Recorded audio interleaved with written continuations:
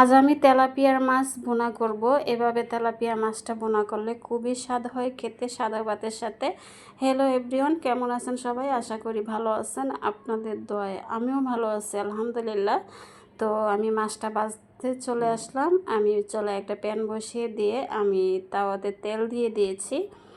দিয়ে তেলটা গরম করে নিচ্ছি। এখন মাছগুলো এখানে দিয়ে দেব। আমি এখানে লেজ আর মাথা সহ 6 টুকরো মাছ নিয়েছি।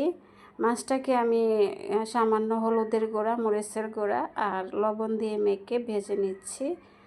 আর তেলাপিয়া মাছটা অনেকে গন্ধর জন্য খেতে চায় না, তবে মাছটা যদি দেখে কিনা যায় মাছটা গন্ধ হয় না। অনেক মাছ কালো থাকে, সেটা গন্ধ হয়। এই মাছটা কালো না, একটু মানে পরিষ্কার টাইপের ছিল, দেখে কিনলেই আর গন্ধ হয় না।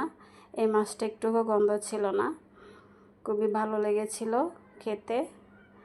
আর এভাবে আমি যেভাবে রান্না করতেছি এভাবে রান্না করলে গন্ধ হয় না। মাছটা ভাজা হয়ে গেছে। এখন আমি চুলায় একটা কড়াই বসিয়ে দিয়েছি। দিয়ে আমি তেল দিয়ে পেঁয়াজ কুচি দিয়ে দিয়েছি। তো এই পর্যন্ত আপনারা যারা ভিডিওটা দেখতেছেন প্লিজ একটা লাইক দিয়ে আমার ভিডিওটা ফুল কন্টিনিউ করার অনুরোধ রইল। আপনাদের একটা লাইক আমার কাছে অনেক মূল্যবান। আপনাদের মতোই অনেক বন্ধুদের কাছে পৌঁছে দিতে সাহায্য করে আর আমাকে নতুন আরেকটা ভিডিও বানাতে অনুপ্রেরণা যোগায়। তাই প্লিজ একটা লাইক দিয়ে আমার সাথে থাকার অনুরোধ রইল। তো পেস্টটা ভাজা হয়ে গেছে। এখন আমি এখানে আদা রসুন জিরা পেস্ট দিয়ে দিয়েছি। দিয়ে কাঁচা গন্ধটা যাওয়া অবধি আমি অনবরত নেড়ে ছেড়ে ভেজে নেব। আর দিয়ে দিয়েছি স্বাদ মতো লবণ। দিয়ে কাঁচা গন্ধটা যাওয়া অবধি আমি মশলাটাকে ভেজে নেব।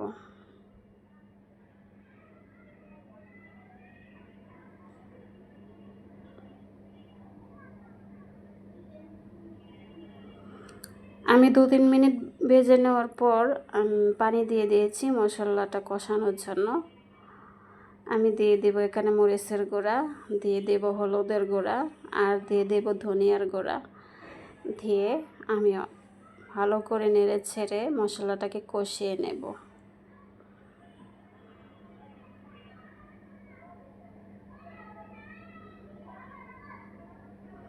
মশলাটা কষানো হয়ে গেছে। এখন এখানে আমি টমেটো চিকন চিকন করে কেটে আমি টমেটোটা দিয়ে দিয়েছি। দিয়ে টমেটোটাকে আমি কষিয়ে নেব।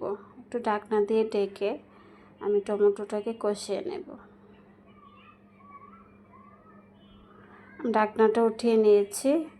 আর এখনকার টমেটো কেমন জানি শক্ত হয়ে থাকে, নরম হতে চায় না। আমি একটু কুসুমটা দিয়ে একটু চেপে চেপে ভেঙে দিচ্ছি।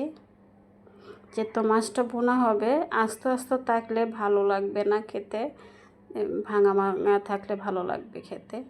এখন আমি ভেজে নেওয়া মাছগুলো এখানে দিয়ে দিচ্ছি।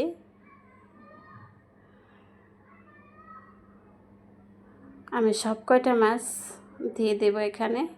দিয়ে একটুখানি নেড়ে চেড়ে মিশিয়ে নিয়ে আমি ঝোলটা দিয়ে দেব। আর এভাবে বোনাটা করলে সত্যি সাদা ভাতের সাথে খেতে খুবই স্বাদ হয় খেতে। এভাবে বোনাটা করলে খুবই ভালো লাগে খেতে। আমি এখন পরিমাণ মতো ঝোল দিয়ে দিয়েছি। দিয়ে একটু নেড়ে ছেড়ে নিয়ে আমি এখন ঢাকনা দিয়ে ঢেকে রান্নাটা করে নেব। তো এই পর্যন্ত আপনারা যারা ভিডিওটা দেখতেছেন কাছে কিংবা দূরে, দেশ কিংবা দেশের বাহিরে, যে যেখান থেকে দেখতেছেন, আপনাদেরকে অসংখ্য অসংখ্য ধন্যবাদ। আপনাদের মূল্যবান সময় দিয়ে আমার ভিডিওটা দেখার জন্য। আমার রান্নার কোনো অংশ যদি আপনাদের কাছে ভালো লেগে থাকে তাহলে আমার চ্যানেলটাকে সাবস্ক্রাইব করে দিয়ে আমার পাশে থাকার অনুরোধ রইল। আর আপনারা যারা সাবস্ক্রাইব করে দিয়েছেন আপনাদেরকে অসংখ্য অসংখ্য ধন্যবাদ। আর দেখুন রান্নাটাও হয়ে গেছে প্রায়। আমি এখন এই পর্যায়ে ধনেপাতা দিয়ে দিলাম। আর এটা খেতে কিন্তু অসাধারণ হয়েছিল, খুবই স্বাদ হয়েছিল।